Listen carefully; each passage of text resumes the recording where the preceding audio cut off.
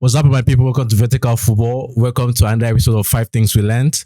I'm your host, Shego. And guys, Arsenal 3, Monaco nil. And an amazing game, really. It's a game that I really enjoyed. And so, guys, let's jump right into it. The 5 things we learned. The first thing is everybody before this match would have, analyzed and said, we all expect Arsenal to win, and they did win. 3-goal win against Monaco.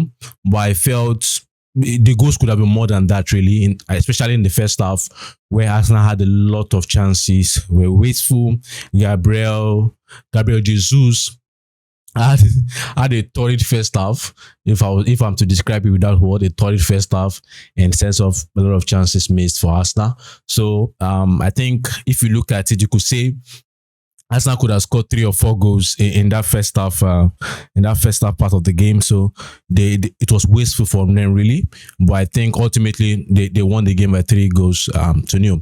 The second thing I want to say is I think this now needs to beg the question, because while I was watching the match, while I saw the starting lineup, while I saw the players that were brought from the bench, the question now begs, Raheem Sterling. We have to begin to start asking questions. I know on this podcast, I was among the people that clamored and said that was a very good deal. That was an amazing deal. It's a deal that really improves us now. But the question is, this guy is not playing. This guy is not being brought into the game. This guy doesn't start. This kind of Monaco games are games you expect that he should start. What is going on with Raheem Sterling? Was it a mistake from Arsenal fans or from Arsenal? Sorry, was it a mistake from Arsenal? Bringing Raheem Sterling into the team on loan. What's going on with Raheem Sterling, really? Because I expected these are the kind of games you want to see him start. These are the kind of games you want to see him play, where you can rest the likes of Saka, you can rest the likes of Martinelli. The third thing I want to say is Monaco were a decent team. I want to say this is one of the things that made me excited about watching this match, because for the past 2 or 3 years, I've been interested in the Monaco project. Even when the likes of Paul Mitchell was still there, I wanted to understand what was going on in Monaco. Even after the golden era, the mini golden era of the likes of Bernardo Silva, Fabio, when those guys left that team, even Mbappe left that team. I've been interested in seeing how do they go back to the level of being a wonderful team again, producing top talent. And I felt their team, I was impressed in part, disappointed also in part, because impressed in the fact that at some moment, especially in the second half, they were decent on the ball.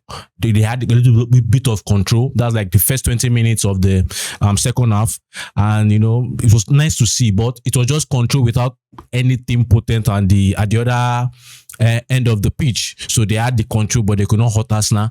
And I also felt that this is a team now that is mixed with a lot of players that you just know them. You follow the football, the likes of Alexander Golovin, the likes of, the likes of, say Mbeumo now, or what's his name? The likes of those guys, the likes of, Minamino. You just know these guys. When you're around football, some of them, and most of them, let me say, that we came across today are players that, at one point were regarded as a next top talent, but they are now at Monaco. And I feel they were decent in terms of having control for the first 20 games. But also we have to say that in terms of, first of all, the mistake in the build-up that led to the second goal of Arsenal, that was a silly mistake. That was being lax. I think maybe because they had the control, they were like, oh, no, now we are the one balling, and they lost the ball, and which led to Saka's second goal.